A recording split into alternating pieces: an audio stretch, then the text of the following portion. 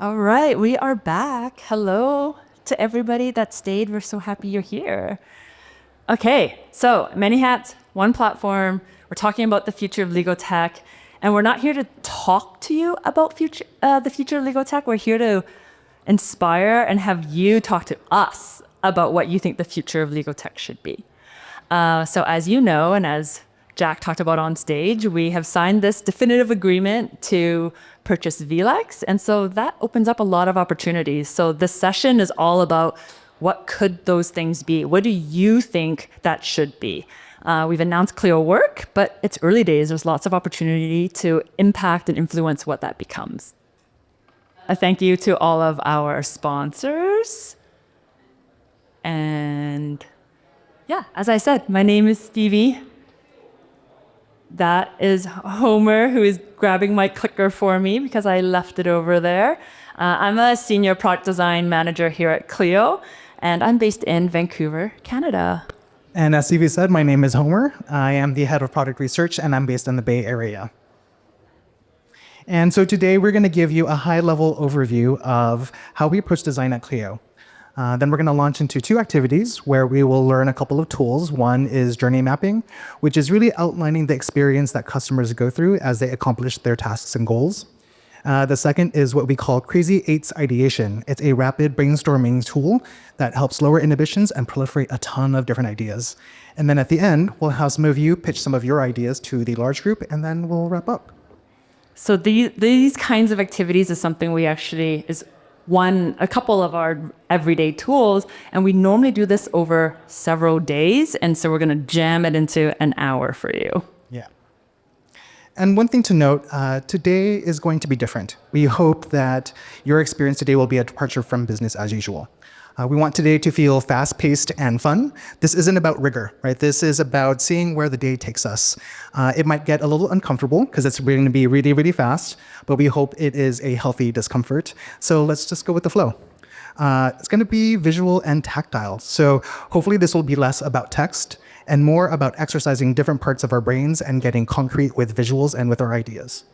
And third, we want today to feel creative and interactive. This isn't just about feedback. This is about exercising creativity and collective and collaborative problem solving together. Okay, so let's get to it. We're going to use design to help us solve problems around legal research specifically. So let us give you a quick overview of the design process. So who's familiar with this kind of a model?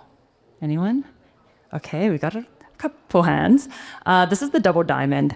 And so as designers, we talk all about thinking about designing the right thing and then designing that thing right. And so you start with this process of discovering, really opening up your problem space to understand context around it. So you're diverging, and then you kind of narrow that down to define what is that area that we are really going to focus in on, where we can make the most impact before we diverge again to develop that thing and then come together to actually deliver on it. So it looks really kind of clean and tidy, but it's actually really messy in real life. But it might look familiar to you as legal professionals as well. We're also going to apply a series of different mindsets. The first being empathy. We want to deeply understand the people that we are designing for. We want to learn from all of you, from the contexts and real situations that you go through, so that we can design into your lives and minimize the amount that you have to adapt to our products. And at the end of the day, we want to be customer-centered in the way that we solve problems. And then creativity comes into this. So this is that diverging part of the process. There's lots of different ways to frame a problem, lots of different ideas on how to solve a problem, but not all of them are actually going to break open that problem space in a way that actually really inspires your creativity. For those of you in the room who are those legal professionals, you can maybe relate to that idea of how do you craft arguments and then think about the best way to narrow in on the right argument to make, the right way to make that argument, how to frame that contract, that clause. So it's about unlocking creativity. And third, tangibility. At any company, it's pretty easy to remain abstract, but sometimes the devil is in the details. Right? When Apple launched the Apple Store, all the analysts on Wall Street thought it was a terrible idea based on their analysis of the market and what existing people were doing at the time. But Apple had a different idea. And it's the concrete ways that they wanted to stand out that led them to the highest sales per square foot in the world, and led to copycats, including people like Microsoft and Google. So today we want to get tangible and make our ideas stand out and come to life. All right, that was just a quick overview, but we're going to be applying all of that, divergence and convergence, empathy, creativity, and tangibility, to today's prompt. How might we make legal research both more collaborative and more efficient? And one thing to note about these two things, collaborative and efficient, is that they don't necessarily always go hand in hand. As collaboration goes up, sometimes efficiency goes down, and vice versa. So it'll be a healthy tension for us to keep in mind as we go through today's activities. If you're a smaller firm or a solo and you don't actually collaborate much on legal research, you can just focus on primarily making legal research more effective and efficient for yourself. Sound good? Awesome. All right. So the first thing we're going to do is learn that tool I mentioned earlier about journey mapping. A journey map is a visual story of a customer's steps, feelings, and pain points as they pursue a goal. It's a map that helps us identify ways to improve the experience. And why does it matter? Well, it helps us experience things from the customer's perspective, right? And based on that, we can identify pain points, identify bright spots to help create better products and services that fill gaps and meet unmet needs. So how do we build a journey map? First, we start off by outlining the broader steps and activities. If possible, whenever you can, frame these from the point of view of outcomes or goals that you're trying to accomplish. If you have multiple details that are important, you can always add details underneath, like the different tools that you use, including tools that are not Clio, right? You could also include people that you interact with and collaborate with. Next, it's good to get a good broad strokes idea of how you feel during the journey, right? So where are your emotional low points? Where are you super frustrated and stressed out? Where are your high points where you feel deep satisfaction or a sense of relief? It's kind of good to establish a baseline above which you're generally happy and content, and below which you are dissatisfied and unhappy. There are lots of different things that we can map against a journey map. Today we'll be focusing on pain points. So you'll take a lot of those emotional low points and try to articulate what was frustrating or challenging, why was it painful? Why is it because the activity was difficult to do? Is it because the tools are disparate? Is it because one tool is particularly hard? If that is the case and it's Clio, let us know. Don't be shy. We welcome all the feedback that we can get. Essentially, we want to get an idea of the problem areas where we want to apply our collective problem-solving skills. And last, based on those pain points, what are the opportunities to make the experience and the journey better? And here's an example of what this looks like at a broader scale. You can see on this gigantic whiteboard, lots and lots and lots of post-its, lots of details. This took a really long time to do, so this is not what we're going to exactly do today. It will be a lot faster and a lot quicker, but hopefully you get the gist. So let's talk about opportunities again for a moment. What is an opportunity? Sometimes in the design world, we frame opportunities as what we call how might we statements. Like how might we improve or empower legal professionals to quickly find and use relevant casework, case studies, and precedent? Or how might we help law firms showcase their expertise in order to attract new clients? And so here are a few tips. Frame your how might we's in terms of an open-ended and inviting way. So not just people are frustrated, that's kind of a pain point. More, how might we reduce frustration? Second, avoid being too solution-oriented, so not prescribing an app, and focus more on the problem at hand, like how might we make it easier to schedule appointments? Third, when possible, frame it in a way that inspires ideas and optimism. So instead of how might we stop people from getting lost, maybe more positively, how might we help users navigate more confidently? And last, this one's probably the trickiest. Let's try to right-size our how might we's, because if it's too broad, like how might we make life better, the solution could be just about anything. And if it's too narrow, something like how might we add a quick access button, it doesn't really inspire creativity. So a quick recap, be open-ended and inviting, focus on problems, not specific solutions, inspire ideas and optimism, and right-size the opportunity. The activity is going to go really, really fast, so don't worry about getting it perfect. These are just some tips to keep in mind as you go through the activity. All right, does everyone remember today's prompt? Yeah, how might we make legal research both more collaborative and more efficient? Great. What we're going to do now is we're going to have 15 minutes. It's going to go by really fast. In teams of 2 to 3, find collaborators next to you. You're going to map out the journey of conducting legal research from where you start through how you know you're done. And this includes, again, the steps and activities, the emotional curve, and the pinpoints. Second, you'll identify opportunities by framing how might we statements. And before time is up, we want you to prioritize your top 1 to 3 that you will take into the next activity, which is around brainstorming. Everybody know what they're going to do? On your tables, you should see Post-its, Sharpies, and paper that you can use. Find some people to collaborate with. And yes, map out that journey for legal research. Okay, welcome back, everyone.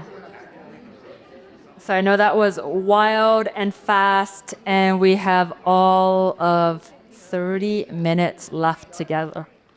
Okay, so now that you have a few how might we's, you've kind of mapped the most painful parts that you want to explore, and you kind of narrowed it down to, okay, like, so you're at that first part of this, you're at the second part of the first triangle, of the first diamond right now. You have opened up to how you've explored the whole area, you've narrowed it down, and now you're going to explore different solutions. And we're going to do that with an exercise called Crazy Eights. I'm going to use some kindergarten language here. So everyone, grab a new fresh sheet of paper, and you're going to hot dog the paper,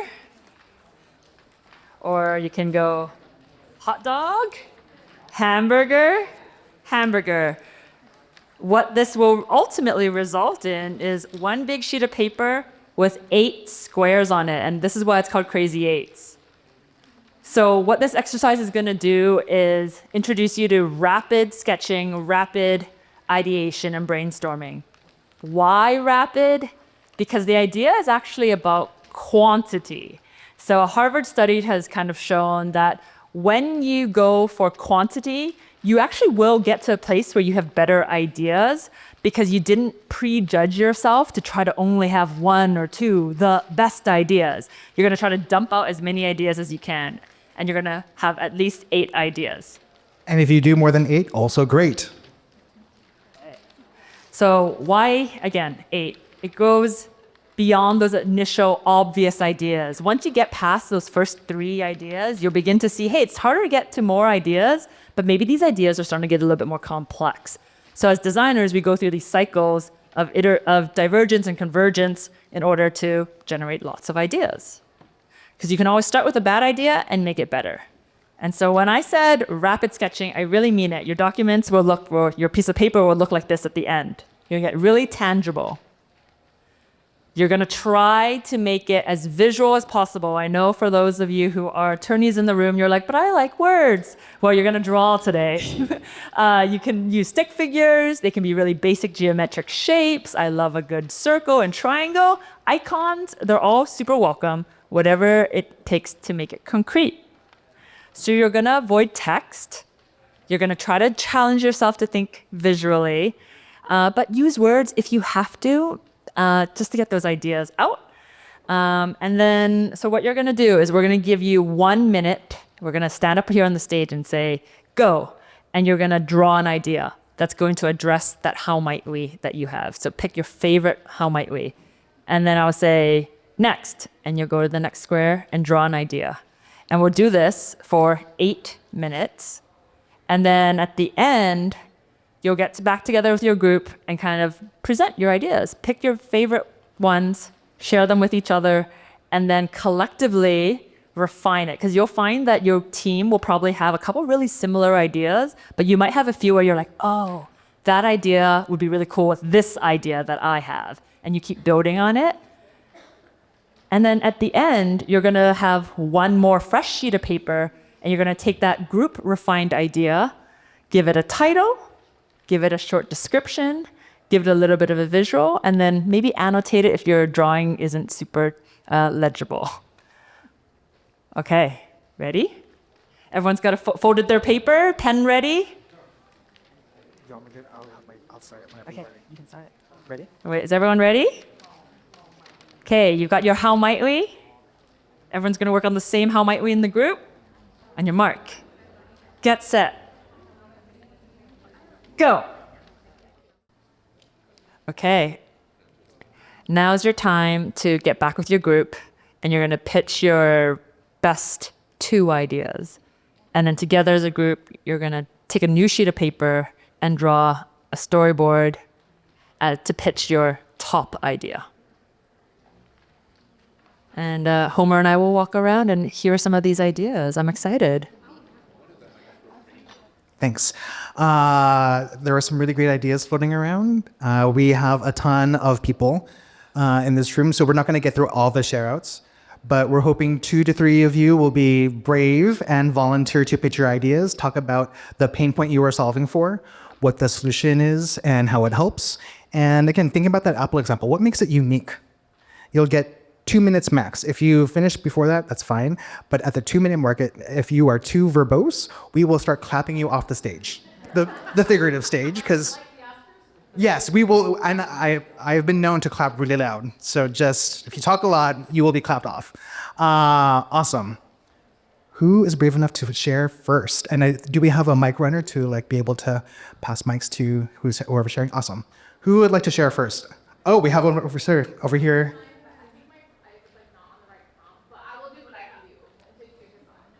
It is all good. Yeah, I do know there are some folks who are groups made up of folks who aren't all lawyers. And so, yeah, those groups are also welcome to share some of their ideas too. Yeah. So I'm a lawyer, but I represent a legal tech company. So I very much dive into like the legal tech space. So I'm working on a build right now where we're going to transform the way that consumers can access legal services. So how can we make it to where what they want to generate multiple documents at once and pay a flat fee for that? So the idea is that we have a quick landing page that has some logic around the questions that branches them through to the correct product for them. Then they're able to fill in their answers themselves. And when they answer the questions, they use different conditional logic in the documents to only populate the sections and the documents that are relevant for their specific situation, whether they're single in the right jurisdiction, etc. And then it's going to generate all of their different documents. This is an estate planning example. And then they will receive an email automatically when they're done with their drafts. The lawyer gets notified automatically as well to review those documents and set up the notarization meeting and the signing meeting. And then we've got happy clients and happy lawyers. Amazing. Under 2 minutes. Round of applause. All right, who's next? Oh, another one over here.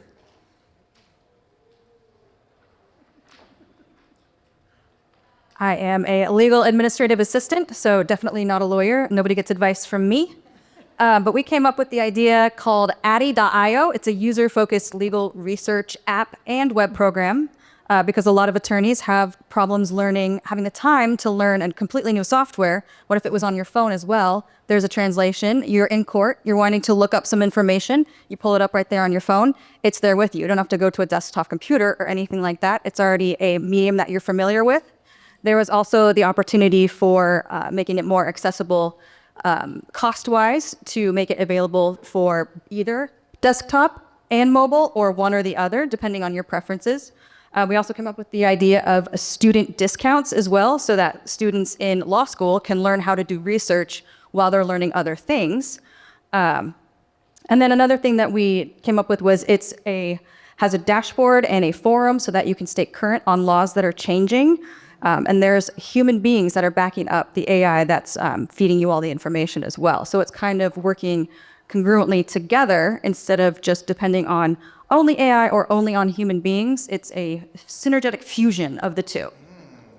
Wow, synergistic fusion, humans in the loop. Round of applause for that. All right, let's get at least one more. I think we have time for 2 more, but we have one over here. I'll pass my mic. All right. Hello, everyone. I'm Chris. I'm an attorney. I'm with 2 paralegals, and we think we came up with our question was, how might we make the tool more accessible? And so we did personalized pricing. So basically, we did something like, where when you're going to price the product, rather than one set price, you take a look at how big is the firm, you look at how often they're going to use it, what purpose they're going to use it for. Are they using it in a very for-profit setting? Do they work for legal aid or a public defender's office? And then you get a personalized pricing system based on what that person is going to use it for, to try and make sure that it's accessible to everyone, regardless of those who are in big businesses. They could pay a little bit more so that the little guys and the people who are working as public defenders, it can help provide equal access to justice without having to suffer a huge price point. Awesome. Equal access to justice. Round of applause for that. All right, we actually have time for one more because y'all can pitch so fast. Oh, right here. Okay. I'm an attorney and surrounded by a bunch of attorneys. So we were talking about how to maximize AI in terms of the amount of information that you have. So we all know that AI is only as good as the data that you feed it. And so how do you get all the data that you need into one place? So we're talking about things like email, text messages, documents, court documents, client documents, voice recordings, all of this information. We really want to have it all together, but how do we get it into one forum and then merge that with these amazing legal research tools, right, that can help us take it all together? So we're looking for that widget, and when you find it, we'd love to find it with you.